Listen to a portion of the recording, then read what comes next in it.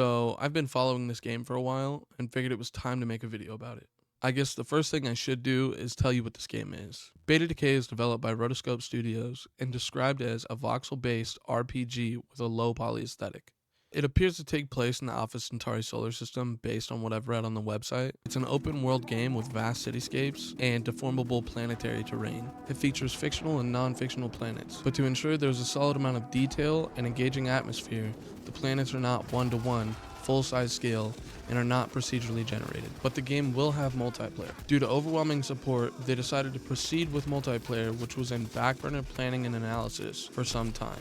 This game is a PvE, PvP single-player plus multiplayer game and will have player-hosted servers, but single-player seems to remain the core focus. And while in single-player, you can recruit teammates and issue commands, deploy with a landing crew to explore the planet, or order your lieutenants to patrol a territory. It seems that territories will be controlled by various factions, syndicate cells, and corporations in the game that you will be able to work with or against, which will have lasting impacts on the game world. The full extent of that system is not clear, and I'm hoping that they're really able to flesh it out, because there's a lot of games that claim to do this and it seems to almost never work out or be as complete as you'd hope.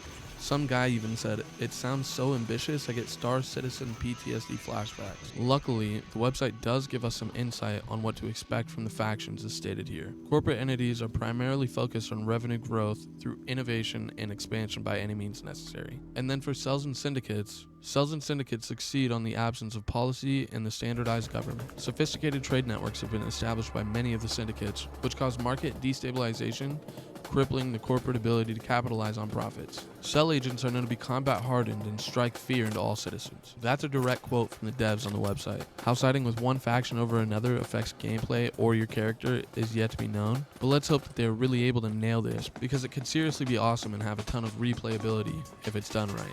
Speaking of done right, based on gameplay that's been shown, piloting these mobile combat vehicles, or MCVs, looks to be very well designed and fleshed out. It looks like you have to climb into the cockpit and flip switches manually to turn on and take control of the MCV. And the combat in the MCV looks amazing. Seeing the tracers from your minigun and the heat-seeking missiles, you even have flares to counter RPGs. And there will even be customization, but the scope of customization involves the interchanging of core components like the legs, torso, and even weaponry. It's unclear if they'll get more in-depth in the future, like if we'll be able to make something completely custom. But I did find that weapon customization will be in the game at launch, but only at a base level, like suppressors and scopes.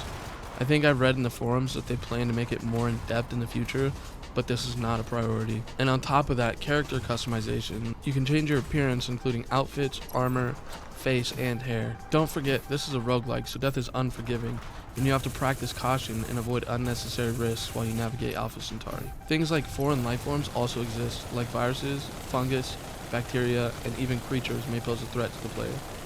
One threat in particular is highly contagious and is able to spread throughout the world, so you'll have to plan your moves and choose your route with caution, making sure you buy specific gear like gas masks, anti-radiation suit, or anything else you could need.